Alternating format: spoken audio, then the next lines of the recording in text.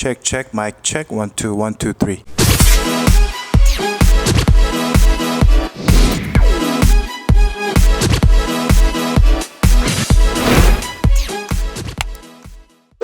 What's up, guys? Welcome back to the Subious Pros channel. We're back for another episode of Done by Pros. Today, we're here at Nine Tails Motorsports. I'm here with Nine Tails Motorsports owner, G. Hello. If you like this video, give us a thumbs up and hit that subscribe button and leave us a comment. And also, I will leave all the details and descriptions down below. And please check out Nine Tails Motorsport. So when I first bought my car, it was a little bit over a year ago. I thought all the tint in the world is just same tint. So I decided to put a cheapest tint on the market as possible, and I got the tint. And I was happy with it until I find out there is a better tint that actually rejects the heat and keeps the car cooler. That's why we have G here to explain what is different, why these tints needs to be done by the pros. We'll get into that right now. Instead of going through all the different specs, how it's made, I think it's probably the best to show you actual demonstration how this tint is so much different than conventional tint. So without further ado, how do we it's just a little heat box that has all different types of film on it already. So for example, this is monocarbon from Rayno. While it's a great film, it still has carbon. It's guaranteed not to fade in color down the road nor bubble up, but it's the basic line, so it doesn't provide any heat. So go ahead and feel the glass in the front. Okay. So that's about what you probably had originally on the car. It really doesn't block any heat. But they have this line called Phantom S9, which provides anywhere between 91 to 93, depending on the VLT. But go ahead and feel the difference. So I can touch it. Yeah. So the film that's on the glass right now, it's 35% VLT, which produces 92% IR rejection, quote unquote heat. So it's a night and day difference between regular film and the carbon ceramic film. So definitely I felt heat on the monocarbon side, which it was so hot, so I had to kind of be careful with my hand. But with this, I could literally just touch it and talk. So this is going into my car, and I'm stoked to find out how it's working in the real life. Okay, so the film that is going onto my car, the manufacturer is Rayno window film, right? Yeah. Which is this box and this logo right here. Mm-hmm. So this is the brand that you carry. Yes. Well, we carry multiples, right, but this is the major one that we utilize. I see. Yeah. Is this one of the best brand out there? Arguably, yes. So first of all, just to make sure, I'm not affiliated in any way with Rayno. Right. I'm not sponsors. I buy, I pay the same amount of money that other vendors pay. So I'm not trying to advertise them or anything. But it is a very good film. It's actually the very first company that came out with the Nano carbon ceramic. And also, in the past, we've had really almost no issues with their quality of the film. And one of the best perk is that for the IR rejection, it's way up there compared to a few other brands, while the price is very, very competitive. I see. There are other brands that are almost double the price or even more, and they're just apart with the Rayno's quality. Yeah. So basically, their signature is for the IR rejection. Yes. A reason I brought this up is I've known G for a while now, since we started this channel, and they've been sponsoring our car, putting PPF onto my cars and stuff like that. And I just know that he picks up the best stuff out there because the qualities that he's bringing to the customer is on spot all the time. I'm thinking that you tried many other brands before, and you stick with this one because this one works the best. So that's why I want to bring it to you. Is there any other, do you have any episode that you were selecting? You tried something else? Yeah, we've actually tried a lot of film. While other films are good, and like I said, some are even slightly better than Rayno. It's just that if I were to sell something to you right now, for example, you know, if you were, would you buy it if the whole car's tint was $1,000? No way. Exactly. So that's one of the reasons why I obviously we can't say the brand name, but there's a brand that's only about 0.5 to 0.8% better in RR rejection. But if we were to tint your car from front and back, including the sunroof, no joke, it's going to be $1,000. And wow. you know, with Rayno, I could do it at a fraction of a cost. So you know, not just for me, but for my clients too. Right. You know, everyone has a different preference, and no one likes to spend $1,000 on a tint. So because just a year ago, I was the guy looking for the cheapest tint oh yeah, on the market. yeah, and Rayno has different lines. They have, you know, 3 major lines. One's monocarbon, one's Phantom S5, and then the other one that's going to your car is a Phantom S9. Yeah. You know, while Phantom S9 is quite, well, I don't want to say expensive, but it's more expensive than the regular film. Right. But it's the top of the line. Yes, right? It is. It is definitely the very top of the line, line. guys. Top of the line. Yeah. Every shop charges different rates. Some shops might charge more than us. Some might, you know, charge less. Right. But you know, that's how much we charge and then how the Rayno's pricing is set obviously up. So. for the retint, you gotta charge for the removal that's totally fee. different. Yeah. It's so much work, guys. I've seen all this process. It's so much work. Actually, 2 weeks ago, we were here, and we were working on our car, but we find out that the old tint had all the glues doesn't come out. Yeah. So it took so much time, so we couldn't get it done in time. So we had to set up another time to come back here, which is we're here today. But it was my mistake too. I lost all the footage. So content creators out there, make sure you back up your footage because this is what happened.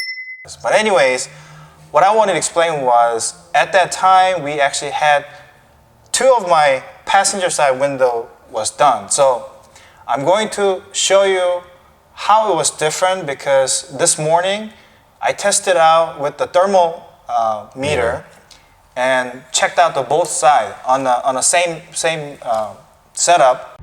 So this is my previous tint window. Right now it's at what, 107? 107. Okay, so let's check out the other window. And this is the new tint.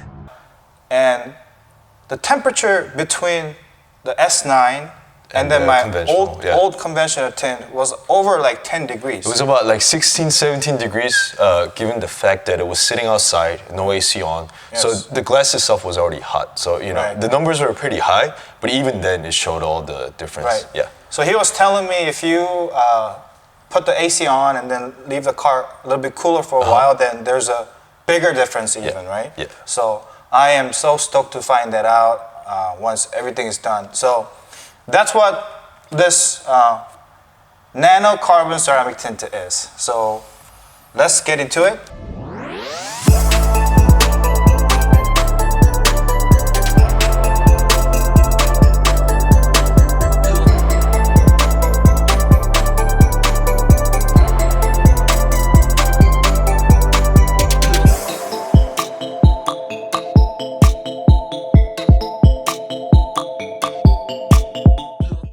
So we talk about how to remove because my car is different because this is not a brand new glasses. I've already put on conventional tint, so the process is to remove it and then put a new one.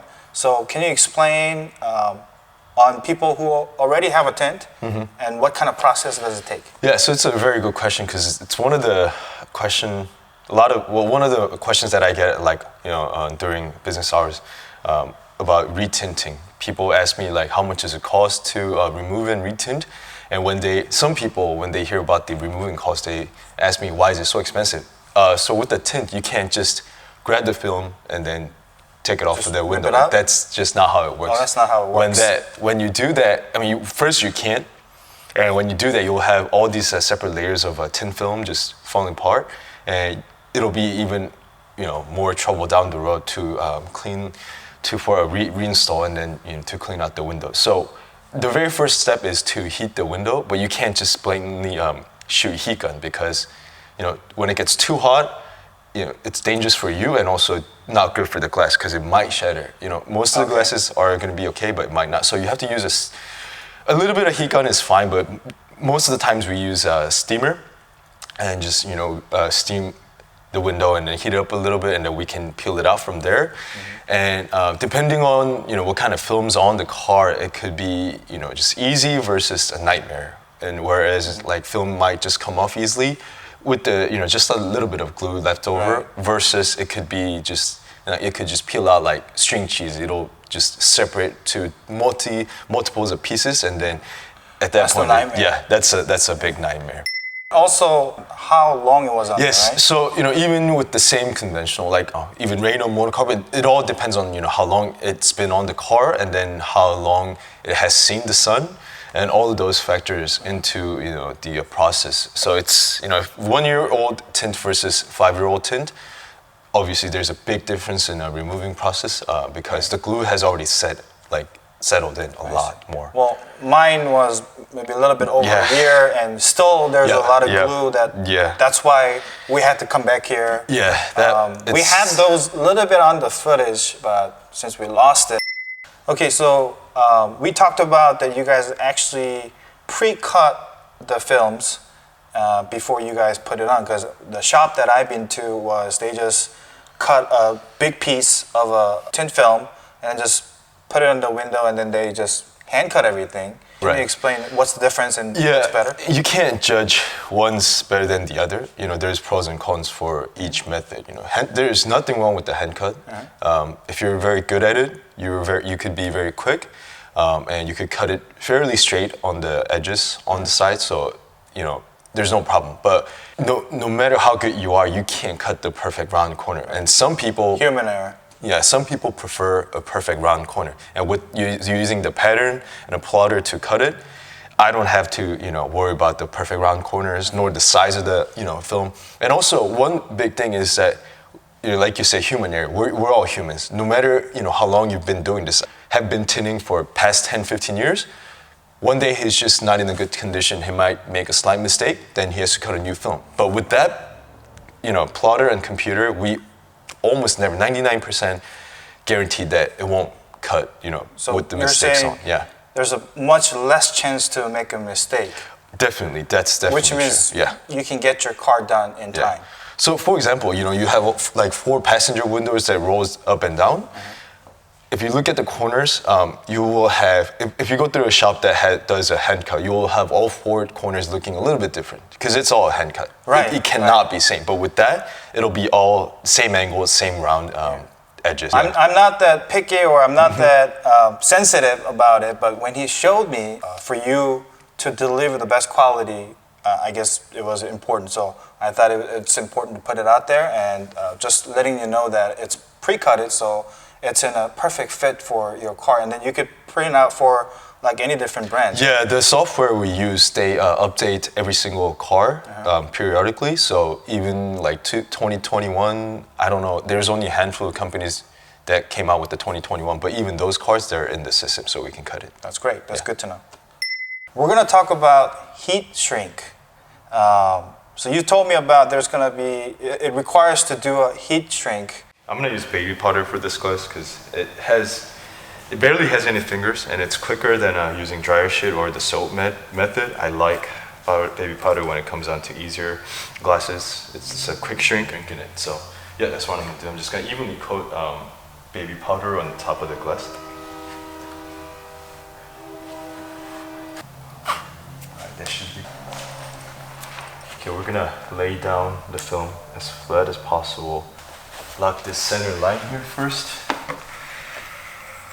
and then 2 side lines. Now we got half of the H done. This half of the horizontal line and the vertical. Now in a big picture, you see this whole H going on the tint film, and then we have quite a few fingers up here. Using a heat gun, I'm gonna shrink this film so that it's gonna get shaped nicely to the shape of the glass. The more carbon and ceramic the film has, it shrinks slower than the conventional film, so can't rush anything, just gotta go slow. If you notice all the film moving, they're gonna nicely stick down to the glass. So if you catch this area right here, it has a little finger in there. I'm gonna just go ahead and shrink this. And as my hand passes down, you will see that the film is now stuck to the glass. You see this area? Tin film is flat film. It's just like a sticker. Right. And car glasses are not. Most of the car glasses are curved. And the way the tint works, you can't just install tin film on a glass like a piece of sticker. You have to use heat to shrink the film.